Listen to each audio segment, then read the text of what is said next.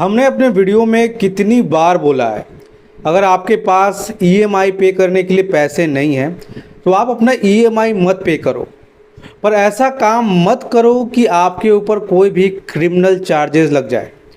पैसे नहीं पे करना, ईएमआई नहीं देना। आपके पास ईएमआई के लिए पैसे नहीं है, मत भरो ईएमआई। आपका बैंक वाले कुछ भी नहीं बिगाड़ सकती। पर जैसे ही आप ये कुछ गलतियां करते हो तब बैंक वाले को आप अधिकार दे देते हो कि आपके ऊपर क्रिमिनल चार्जेस लगाएं और आपको सीधे जेल की हवा खिलाएं।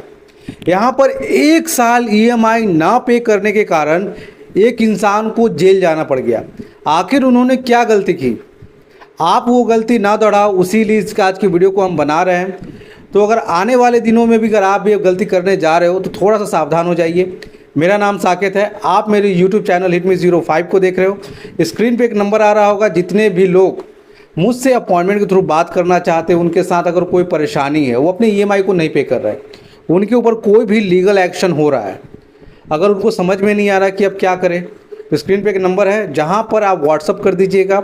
आपको एक टाइम अलॉट किया जाएगा, उस टाइम पे हम आपसे बात करेंगे। चलिए वीडियो को शुरू करते हैं। सबसे पहले आपको एक चीज़ ध्यान देना है कि जब भी हम लोग कोई भी लोन लेते हैं, लोन का लेना और ईएमआई नहीं पे करना, ये किसी भी तरह कोई भी क्रिमिनल के श्रेणी में नहीं आता। अब बहुत सारे लोग हैं जो पैसे लेते हैं और अपने ईएमआई को पे नहीं कर पाते, पर वो कुछ गलतियां नहीं करते। यहाँ पे मेरे एक सब्सक्राइबर थे, उन्होंने जो गलती की मैं वो आपके साथ शेयर करने जा रहा हूँ। उन्होंने क्या किया, एक कंपनी के लिए लोन लिया और जब उन्होंने लोन लिया और सारा पैसा उस कंपनी में लगा दिया और उनके पास इतना भी पैसा नहीं था कि वो अपने ईएमआई को पे कर सके। उन्होंने सारा पैसा, जितना भी उनके पास पैसा था, उन्होंने सब पैसा उस कंपनी को स्टार्ट करने में लगा दिया। उनके पास अब इतने पैसे भी नहीं थे कि वो अपने ईएमआई को पे कर सके।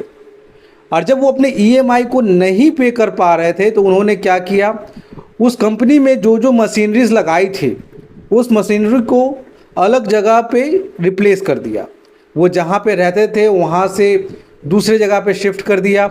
जब ईएमआई जब बैंक को नहीं मिला तो बैंक क्या करने जाती है, अगर आप कभी भी लोन लेते हो और सिक्योर लोन लेते हो जहाँ पे कुछ सिक्योरिटी होता है बैंक के पास, तो बैंक सबसे पहले क्या करती है, अगर आपने घर के लिए लोन लिया है, अगर आप घर का पैसा नहीं दे पाते तो घर को सरफेसी एक्ट के तहत नीलाम करके पैसे की रिकवरी करती है।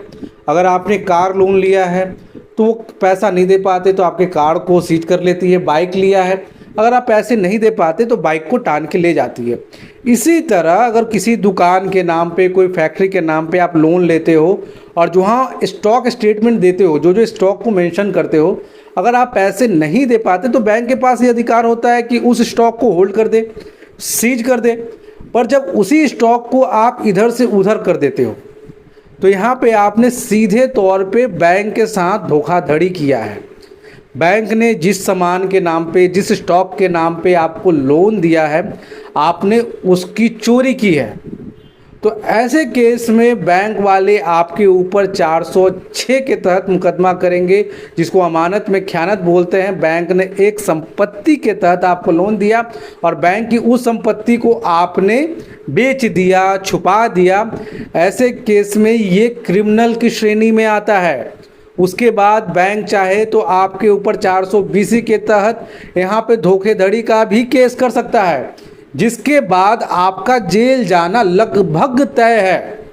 आप बैंक को पैसे मत दो, आपके पास 1 रुपया नहीं है, आप 1 रुपया पेमेंट मत करो। अगर कोई भी लोन जब पेमेंट नहीं कर पाते तो कल के कल आपकी संपत्ति को नहीं बेचा जा सकता ना, उसमें एक बहुत बड़ी प्रोसीजर होती है। मैं सरफेसी एक्ट में भी बात करूं तो सरफेसी एक्ट में भी मिलता सिर्फ 6 महीने है, पर पूरे प्रोसीजर को एग्जीक्यूट करने में तकरीबन साल भर लग जाते हैं। और उसके बाद भी ये गारंटी नहीं है कि बैंक उस प्रॉपर्टी को बेच ही पाता है। जब बैंक पूरी तरह से काम नहीं कर पाता तो आप उस जगह से भाग करके, उस संपत्ति को कहीं छुपा करके क्यों क्रिमिनल वाला काम कर रहे हो? अब बहुत सारे लोगों का ये केस था कि यहाँ पे तो कोई सिक्योरिटी नहीं है, मान लीजिए हम फ़ोन बंद कर देते हैं, हम कहीं चले जाएंगे, आप चले जाओगे, वो दुकान कहाँ जाएगा? वो दुकान बंद करके चले जाओगे तो कहीं ना कहीं बैंक के प्रोसीजर में आप बाधा डालोगे।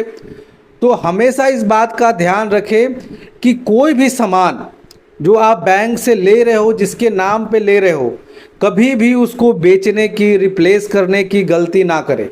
अगर आपने घर लिया है और घर को बेच देते हो और बैंक का लोन यहाँ पे बचा हुआ है, बैंक अपने लोन की रिकवरी के लिए क्या करेगा? जब आप अपने एक ईएमआई को, दो ईएमआई को, तीन ईएमआई को नहीं पे कर पाओगे तो आपका लोन क्या होगा? एनपीए। एनपीए के बाद 13(2), 13(4). जब 13(4) के तहत वो नोटिस चिपकाने घर जा रही है तो पता चला उसके पास घर ही नहीं है, उसने घर को बेच दिया। तो ऐसी स्थिति में बैंक क्या करेगा?